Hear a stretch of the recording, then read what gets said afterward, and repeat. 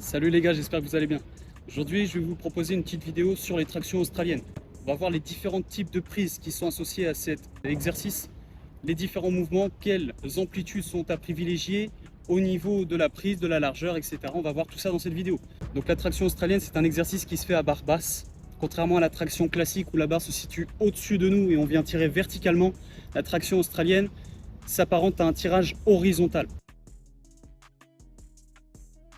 Alors maintenant, il y a trois types de prises en traction. La prise pronation, la prise neutre et la prise supination. Je vais donc vous montrer les trois types de prises. Premièrement, on va s'intéresser à la prise en pronation, la classique. C'est celle où tu attrapes la barre comme ceci. Comme je l'ai montré précédemment, tu attrapes la barre à ce niveau-là et tu viens la tirer.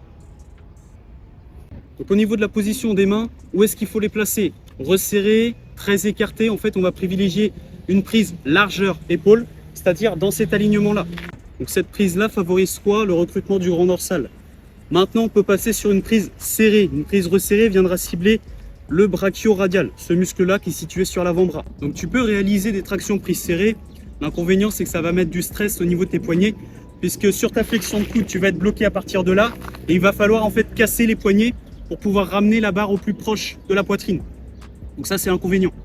Par contre, si tu optes pour une prise largeur épaule, voire un petit peu plus large, tu vas pouvoir aller chercher une plus grande amplitude puisque ton poignet ne sera pas cassé, sera un petit peu moins traumatisé puisqu'en fait, il va suivre le prolongement de l'avant-bras. Maintenant, au niveau de la position de tes jambes, est-ce qu'il faut poser les talons au sol, être bien droit?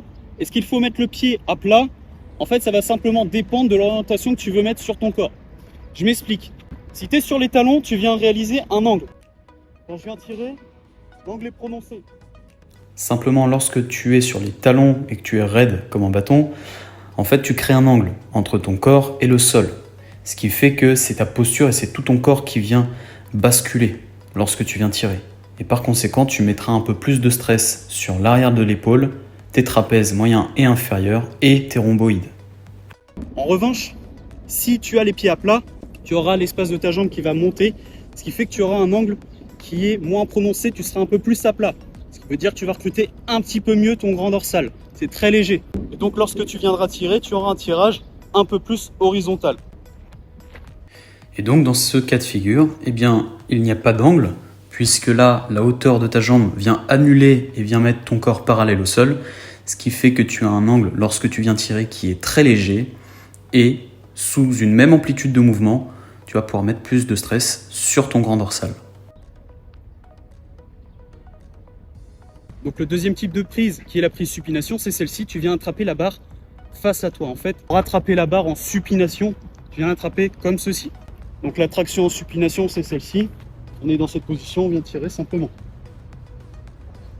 Donc l'avantage de la traction australienne en supination, c'est que tu vas pouvoir mettre un stress plus conséquent sur ton biceps par rapport à une traction classique. Quand tu attrapes la barre verticalement et que tu viens la tirer vers toi, tu as un mouvement de coude qui est plus prononcé. Il y a tout ce geste-là qui rentre en jeu. Or, sur une traction en australienne, tu auras un mouvement de curl qui est plus facile à réaliser. C'est-à-dire que là, je peux plus facilement isoler mes biceps que sur une traction classique, une traction verticale. Tu es là simplement et tu peux simplement réaliser du curl. Maintenant, c'est pas la traction en supination classique, c'est le petit avantage que ça représente sur cet exercice-là. Maintenant, je vais te parler de la traction australienne en supination. Donc, le mouvement complet de la traction en supination en australienne, c'est celui-ci. Tu viens directement rapprocher la barre à hauteur poitrine.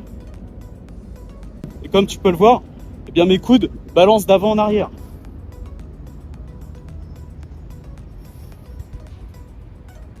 De même, sur la position de tes mains, tu peux faire une prise serrée comme une prise un peu large.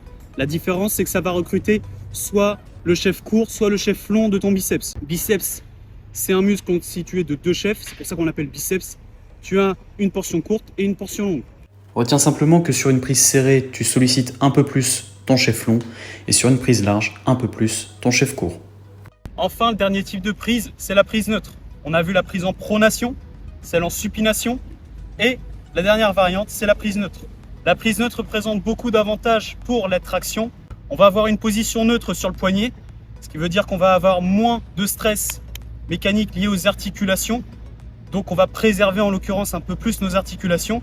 De plus, tu noteras que si tu as un valgus, et ça Je l'expliquerai dans d'autres vidéos, mais c'est l'inclinaison en fait de ton avant-bras par rapport à ton bras.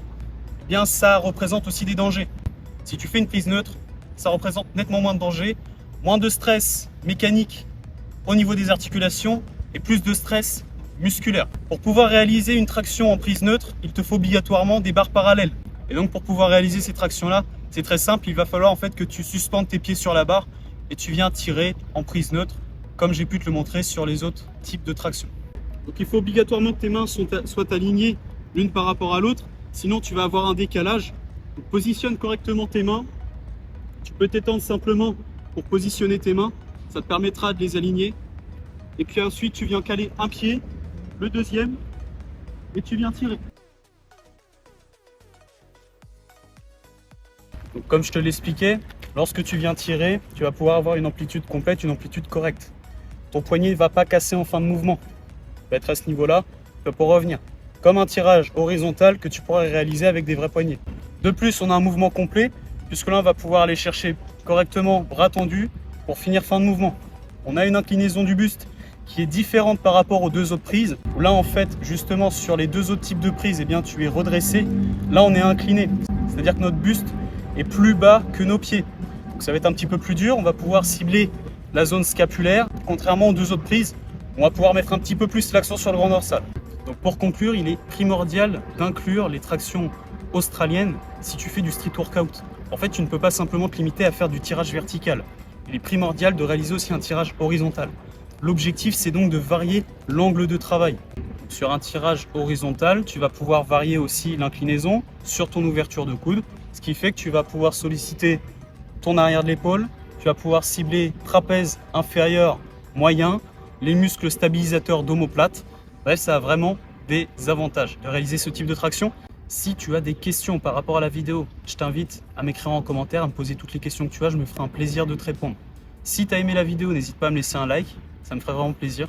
N'hésite pas à t'abonner à la chaîne, à partager la vidéo à un ami qui fait du street. Et puis comme d'habitude, on se dit à la prochaine et surtout, prends soin de toi.